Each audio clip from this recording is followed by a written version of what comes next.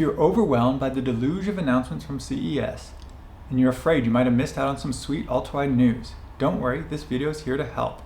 We'll cover all the ultrawide and super ultrawide monitors that came out at CES 2023, from the speedy and bright 34 inchers to the monstrous 57-inch behemoths. And I'll tell you which one I'm most excited for. Hey Ultrawide fans, Scott here. Let me show you some of the awesome monitors that came out at CES 2023. We'll start with the smaller sizes and work our way up to the behemoths. First is ViewSonic, who showed their elite XG341C-2K, a 34-inch 3440 by 1440 ultrawide with a 1500R curve delivering a 200 Hz refresh rate overclocked or 165 non-overclocked refresh rate, a claimed 1 millisecond response time with a mini LED backlight with 1152 zones, achieving a VESA Display HDR 1400 certification, offering AMD FreeSync Premium Pro with inputs of a DisplayPort 1.4, HDMI 2.1 that can do 4K 120, and USB-C with display data and 90-watt charging. This model is available now at a price of $1499. Next, in the 34-inch category, we have a more work-focused Dell UltraSharp UW3423WE with a 3440 by 1440 resolution and only 60 Hz refresh rate. It has an IPS black screen for better contrast. For connections, it has one DisplayPort 1.4, two HDMI 2.0, one USB-C with 90-watt power delivery for a single cable connectivity. It also has 5 USB-A ports, a USB-C data only, and an RJ45 Ethernet port for passing internet back through your computer over USB-C. No price or date specified. MSI unveiled the MSI Mag 34-2C QD-OLED at the show, but were light on details. I would expect it to be similar to the other 34-inch QD-OLEDs on the market today. The HP E45c G5 is what I would call a mini 1440p Super Ultrawide with a more compact 44.5-inch form factor, while still having the same 5120 by 1440 resolution. Despite its more productivity looks, it still provides a 165 Hz refresh rate and sports a VA panel with a 3000:1 contrast ratio and 400 nits of brightness. It's using adaptive sync for variable refresh rates, with a quoted gray-to-gray response time of 3 milliseconds. Inputs provided will be one DisplayPort 1.4, one HDMI 2.1, and one USB Type-C with DisplayPort Alt Mode and 65 watts of power delivery. There's an additional USB Type-C data connection and a 4x USB ports, as well as an RJ45 Ethernet connection. The screen is expected to be priced at $1499 Great British Pounds. Other pricing and release dates are not given. Back to a more gaming focus, the Acer Predator X45 is the latest of the 45-inch 3440 by 1440p 240 Hz OLEDs to be announced. It will achieve 1000 nits of brightness at a 3% average picture level, with a typical SDR brightness of 150 nits, before any auto brightness limiter is engaged. It has a wide color gamut with a 98.5% coverage of the DCI-P3 color space.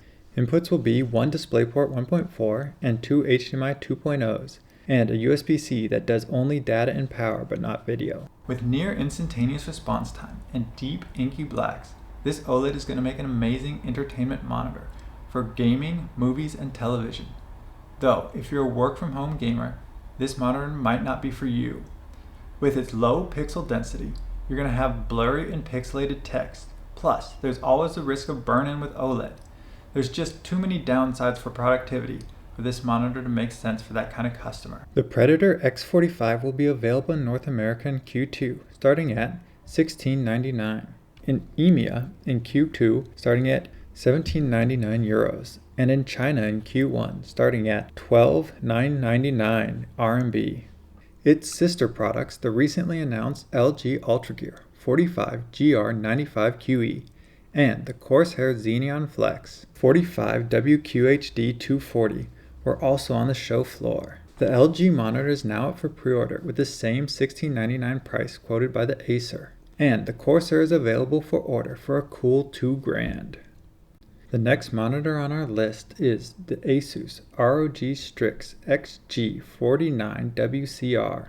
It is confirmed to be a 5120 by 1440 Super Ultrawide monitor with an 1800R curvature, offering 165Hz refresh rate using adaptive sync standard. It has a color gamut of 125% of sRGB and comes factory calibrated to a DE of less than 2.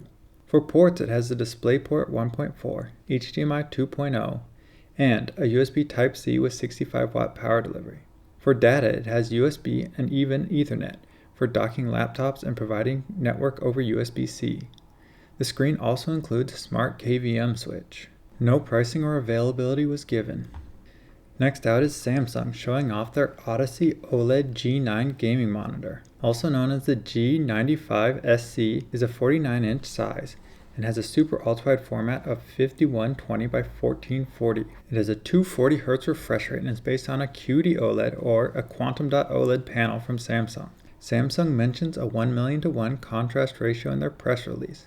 The VRR is expected to be compatible with both AMD and NVIDIA. This monitor will also have smart TV type features, offering Prime Video, Netflix, and YouTube through the Smart Hub, as well as its Game Hub allowing you to stream games from Xbox and NVIDIA GeForce Now. No pricing or availability was given. The Samsung's panel specs match up with what was teased about the MSI 49.1C QD-OLED monitor, though while also at CES it did not have any more specifications shared.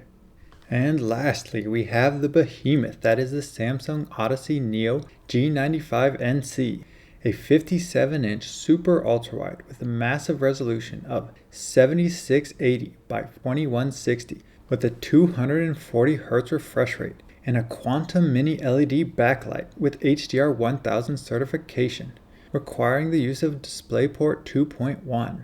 No further specification information was given, nor was a price or release date.